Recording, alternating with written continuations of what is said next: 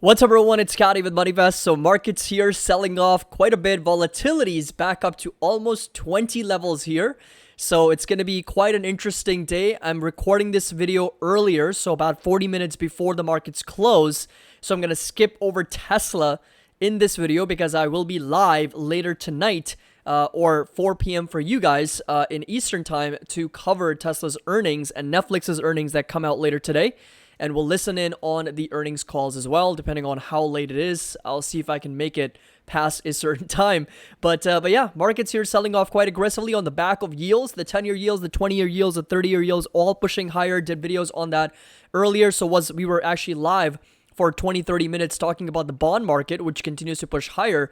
So we got lots to unpack and lots to discuss in this video. As always, if you enjoy it, find it helpful, please make sure to drop a like. That's the only thing I'm asking in return, is that you subscribe and drop a like on this video. And don't forget, join our Discord, join our Patreon. There is a 16% annual discount that's available for all the members. And of course, you get access to members only private videos, trading view charts, and our stock reports, our Excel spreadsheets, our buy and sell alerts, options alerts. Everything's going to be included, as well as early access to our MoneyVest Pro platform in 2024 is when we are launching. So there's going to be MoneyVest Plus and there's going to be MoneyVest Pro, and everybody who joins before 2024 does get early access to the beta launch of the MoneyVest Pro platform. So link's going to be down below and we'd love to have you on board. So Federal Reserve Chairman Jerome Powell is going to be talking tomorrow. So Thursday is going to be very, very important. At 12 p.m. Eastern, there is going to be a speech from Jerome Powell. So that is going to be, again, very market moving event. So Jerome Powell is set to deliver what could be a key policy address Thursday,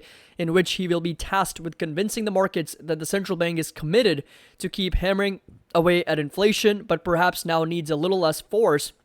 And as we have already learned from previous Fed meetings, that they are going to continue to progress on their battle towards bringing inflation down, but of course not at the same rate. In other words, not at the same aggressiveness, and they're going to start pulling back on the interest rate hikes moving forward. There's maybe one more potential hike that that the Federal Reserve is expecting. And surprisingly, the market's expectations have now changed. There is a 94% probability that the Federal Reserve is going to keep interest rates where they are. So 94% probability for a pause. But more importantly, when it comes to rate cuts, the market's only expecting two. Only 2 rate cuts expected by the market. So this right here is going to be that consensus. So we are expected to stay steady at where we are and stay there until June of 2024, and then cuts coming in since July of 2024, and only 2 rate cuts is what the market's pricing in. So we are getting more and more aligned with the Federal Reserve slowly and steadily. The only thing missing here is that the Federal Reserve still has penciled in one more rate hike, while the market continues to believe there aren't going to be any more. So in other words, a pause and then rate cuts in July of next year. So this is the state of the market. So NASDAQ here down about 1.5%. We've got the S&P 500 also down a little bit over 1.25%, with the Dow Jones dropping over 300 points. Again, the market's not closed yet, so it can, be changed a little bit depending on when you're watching this video. But as of the time of this video, which is 30 minutes prior to market close, we are definitely selling off, making new low of days here for the NASDAQ and the S&P more specifically, even though majority of stocks are actually pushing higher. So surprisingly, over 3,700 stocks are advancing on the day, with 2,100 stocks declining. But it's, of course, the big tech and large cap tech that's selling off. Tesla's down over 4%. My calls are absolutely printing right now, and that's one of the reasons why the markets are also selling off more, especially the NASDAQ is down much lower. So this right here is the entire breakdown. So Amazon, Tesla, and NVDA, some of the big losers here on the day, with Google, Meta, Apple, Amazon also pulling back. With financial sector, basic materials, industrials, pretty much every single sector is down except for energy and consumer defensives that are slightly higher. So energy and consumer defensives here are slightly pushing up, and everything else is down at least 1%, if not as much as 2%. And in the last 1 week, energy and consumer defensives, once again, are the 2 sectors that are outperforming everything else. And over the last 1 month, energy, once again, kind of taking charge here, is a sector that's up, and 10 out of other 11 sectors are selling off and down. This right here is futures and commodities. You'll notice volatility is up over 6%. So it's getting up to almost 20 levels. So very, very nice move to the upside. And soybean, gasoline, crude oil, cotton, soybean, coffee prices, corn, everything here pushing higher. With palladium, we got heating oil, orange juice pulling back a little bit after the 300% rally in the last 3 years. Platinum prices, Russell 2000, all of them pulling back. This right here is Bitcoin, just a little bit over 28,000, and Ether just over 1,500 as well. Now, this right here is a video, a private members only video I posted a couple days ago on October 17th, and I kid you not, if you just watch this video, anybody who's watching this video right now and you're not part of our Money Vest community, and if you join and watch this video and you do not find it valuable, I will refund everything that you paid to join the community. That's it. That's how confident I am that this video will literally change your trading forever, because we go over VIX. We go over volatility, right? Volatility is incredibly, incredibly important in the market. It's perhaps one of the most important indicators to understanding trading windows and understanding risk and reward ratios. So what I did here is I went back 34 years. I compiled all the data for 34 years for the volatility and extrapolated really, really insightful information with respect to VIX levels and when certain VIX levels get achieved, where we are in that market cycle. So I think it's going to be very important for you to understand, and that's exactly what we are going to implement moving forward when we are looking at technical trading opportunities, more tactical opportunities in the market from a risk reward standpoint. So again, link's going to be down below if you're interested in joining, and you will not be disappointed. I kid you not. Volatility right now is a little bit under 20, so it's up over 11.5%. And there are certain thresholds that we are watching very closely in our Money Vest community. We know exactly when to start buying in this market depending on where the VIX is. So again, if you want to get those indicators, links are going to be down below. So a little bit over 19.7, the 10-year yield is the main focus. 4.9% is where we are. And right now, of course, across the curve, we're seeing the markets push higher. Now, the interesting thing is that we are still seeing the uninversion of the yield curve. What does that mean? That simply means the 10-year yield minus the 2-year yield, the spread, right, is still negative, right? So we still have that as negative 30 basis points, right? So negative 0.3%, but it is much lower than where it was in July. If you come back to July, we were at negative 1%, right? Meaning negative 100 basis points. And since then, we have rallied a little bit over 70%, right? So we've gone from negative 1% to negative 0.3%. Now, is that a good thing? Is that a bad thing? Well, for the economy, right? This is, well, for the economy and for the market, right now, this is kind of an interesting case that it's not a good thing. And I'll tell you why. From an economic standpoint, the reason why that's not great is because every single time in the past, it's not during the inversion of the yield curve that has resulted in a recession. It's the uninversion. It's on the way back up that's resulted and started a recession in the economy. So once again, you can see that 2019, 2020, we inverted the yield curve. But as soon as we started moving higher, right? So that's the uninversion of the yield curve and moving up. That's when the recession happened. You go back during the great financial crisis. You go back during the dot-com bubble. This is exactly what I've pointed out. And that's when the uninversion takes place, is when the recession begins or is happening during that time. And right now we are, again, on our way back up. So you can see that we are moving up. As I pointed out, 75% move to the upside. Now, in the past, though, what's really happened with this uninversion is the long end of the curve, right? When I say the curve, I'm talking about the yield curve. The long end of the curve, which is 10, 20, 30-year yields, they have moved higher. And the short end of the curve, which is the 1 year, the 6 month, the 3 month, the 2 year, has come down. So as the short end's coming down, the long end is moving higher. That's when the yield curve goes back to the normal, normal level, right? Normal sort of positioning, and that's the uninversion of the yield curve. What's happening right now is quite interesting, that the short end of the curve is not coming down, right? It's moving higher. And so is the long end of the curve. So they're both moving up, but the long end of the curve is moving at a faster rate than the short end of the curve. So as a result, you're seeing the uninversion of the yield curve, but yields across the curve are moving higher together, some just faster than the other. Hope that makes sense, because that is, from a flight to quality perspective, from a risk perspective, is not good news for equities. As I've mentioned before in my yesterday's market update, I specifically pointed out to the idea that the 10-year yields, that divergence, right, between the 10-year yields and equity is still a problem, right? We're not seeing the market price that price that in, right? A market's still very much underscoring the idea that the 10-year yields are going higher and they could keep going higher, which is going to create a problem for equities market, for risk premiums, for discount rates, for fair values, everything, right? Everything gets pushed out in the risk curve, as we have talked about, when the yields continue to move higher.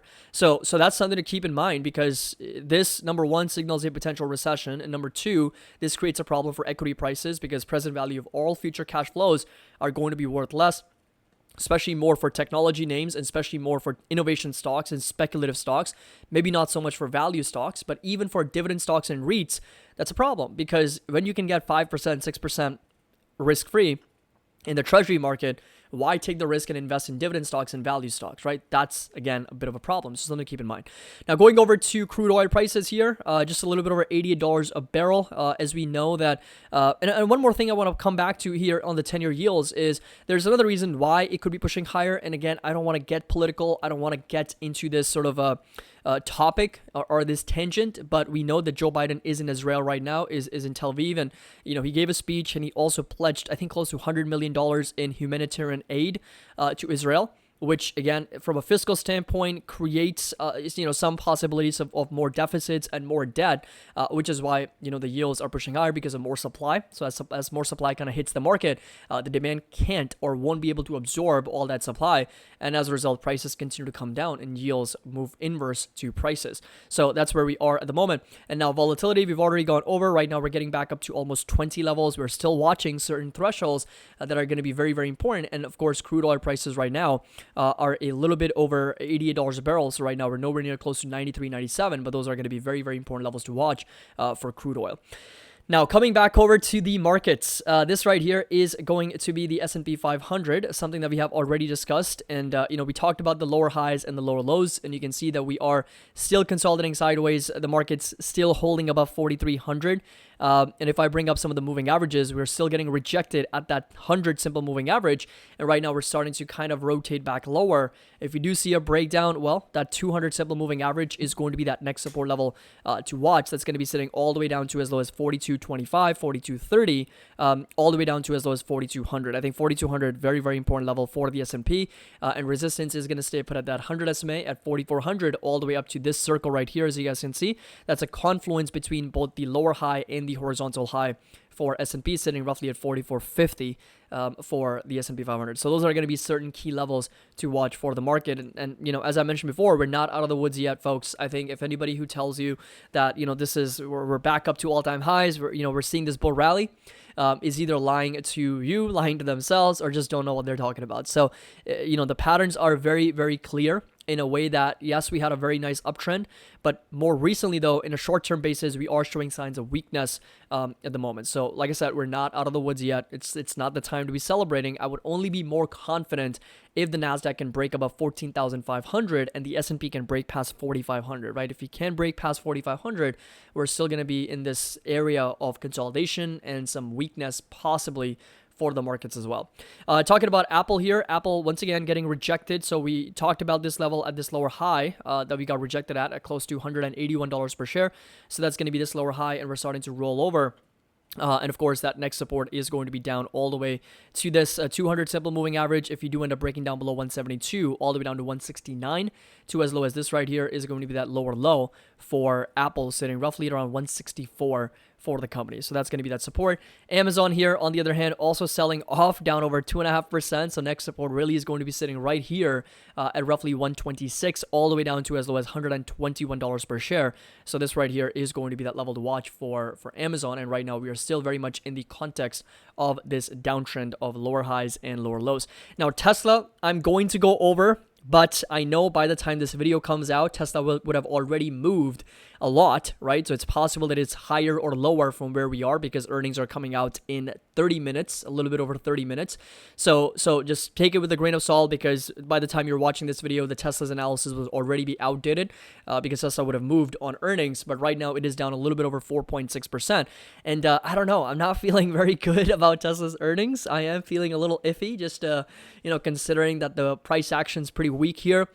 Margins are going to be the main concern. So if margins do decline, if operating margins end up at under 9%, then that's going to be a problem. for Tesla. I hate to break it to you, but if operating margins dip below 9%, I wouldn't be surprised if Tesla dips below 240 and we start, seeing some more momentum down for Tesla. But the good thing is that I've hedged my positions with calls, and that's exactly why they're up. Like 2 of my calls are up over 60-70% at the moment. I think one of them is up over 80%. So I will be looking to close them out if Tesla can break down here below 240 and we can see low 200s. That's going to be a level that I'm really paying attention to for Tesla from a covered call standpoint. But of course, if it does rally, we'll be looking at selling more calls. So nothing crazy. I mean, it'll be business as usual. But right now, support level 240 needs to hold, right? And that would only hold if Tesla can report some very strong numbers in 30 minutes. So EPS and revenues, again, we already gone over that multiple times. But like I said, by the time you're watching this video, it's most likely Tesla's already moved quite a bit. Now, talking about NVIDIA here, NVIDIA also continues to sell off. Did a video on them earlier. So this, export restrictions are for real. So that's obviously hurting NVIDIA, AMD, a lot of semiconductor companies. So if you come over to semis, you'll notice pretty much all of them are red on the day with ASML. We got Supermicro, we got AMD on semi, Texas Instruments, TSMC, everything selling off. So NVIDIA's next support is going to be at 400. So this right here is going to be that support. And, right now we're seeing a lot of consolidation for NVIDIA. So right now in this pattern where it continues to trade sideways, $400 is going to be that support, as I mentioned earlier. Advanced Micro Devices also giving up on a lot of the gains here, getting rejected at this horizontal high at $112. And we are back to that support, sitting roughly in the low 100s for AMD, down almost 3% today. And that's exactly where that 200 simple moving average is also sitting. So I do feel very confident that AMD can find a lot of support at that 200 SMA and that support inside this green rectangle moving forward. But of course, if we do see a breakdown, then it's going to represent even better deals in the low 80s for Advanced Micro Devices. Talking a little bit about PayPal, and PayPal here on the day down another 2.2%. I mean, there is absolutely no mercy for PayPal, and it continues to trade in this falling wedge pattern. And again, trading pretty much at its 52-week low. So there's not a lot of volume. There's not a lot of price action. And if you do get a breakout, of course, that next resistance is going to be at 65. But right now, PayPal is pretty much, I think, hitting its 7 or 8 year low. So there's not really much of analysis to go over because we're pretty much in the no man's zone here, no man territory. Because in the past, you'll notice we've been on this consistent rally to new all-time highs. And if I even go back, there's not a lot of support sitting anywhere near close to where we are. So unfortunately, the next support that I could see is going to be at $43. But I don't want to freak anybody out. That's not a level that that PayPal, in my opinion, is going to get down to anytime soon. But I guess never say never, right?